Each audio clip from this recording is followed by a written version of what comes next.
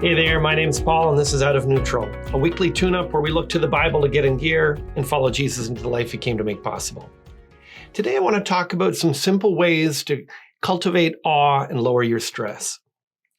Last week I talked about how awe can lower our stress and give us a greater sense of peace and rest. It was the first time I had heard scientific studies on awe and wonder, but the conclusions seemed to agree with what the Bible has taught all along. Today, I'd like to consider some simple steps for experiencing awe in the daily rhythms of your life. In one of the research experiments for the paper, Awe, Daily Stress, and Elevated Life Satisfaction, they had a group of 60 older adults take 15-minute walks for 8 weeks. They weren't studying the impact of the walk on people's behavior, however. Half of the people just went for a walk. The other half were encouraged to look for awe as they did. Both groups did the same activity for the same length of time. But while the former group tended to think about their day and their upcoming plans while they walked, the latter group noticed the beauty, took in the wonder, and reflected on all they heard and saw. Interestingly, the group that was looking for awe showed lower stress, higher compassion, and deeper gratitude than the control group.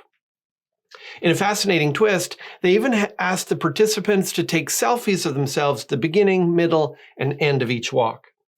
Those who were focused on awe not only smiled more intensely, but they even showed less of themselves and more of the beauty around them in their pictures as the study progressed.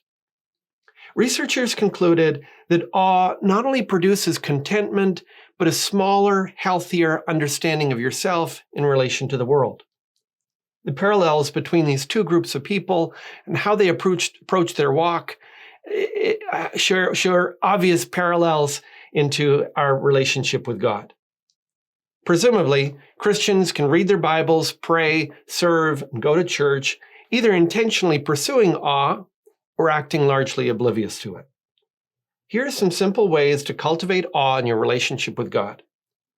First, reflect on the design and beauty of God's creation.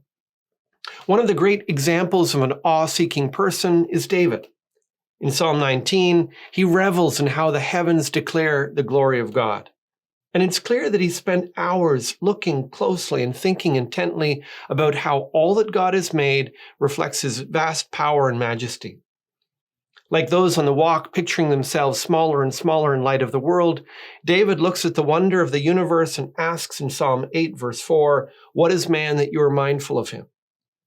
The beauty of God's creation invites us to reflect on the glory of the artist and the designer who made it.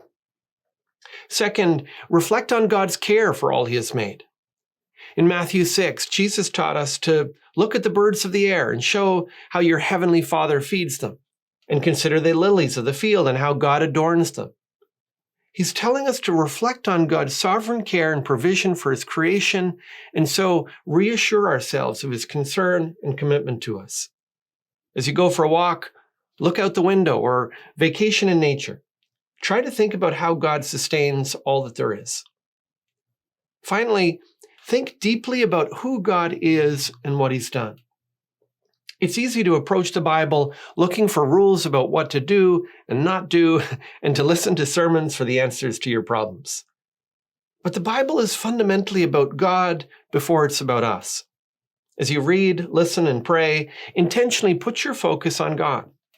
As Psalm 33, verse 8 says, "Let all the earth fear the Lord. Let all the inhabitants of the world stand in awe of him." Awe is an expression of that reverent fear of the Lord that is at the heart of a healthy relationship with God. It's the attitude intended by the words, "Tremble before him, all the earth." And many other passages similarly invite us to experience God, to revel in his character and his works. It's the heart set afire in worship, and it's what all of us need. And all the more so when problems overwhelm us and we feel the stress rising. What helps you cultivate awe in your relationship with God? If there's something that helps you, share it in the comments so that we can all learn from it. That's all for this time. Today's video has helped you get out of neutral. Leave a comment, share it with your friends, and subscribe to join us on the journey.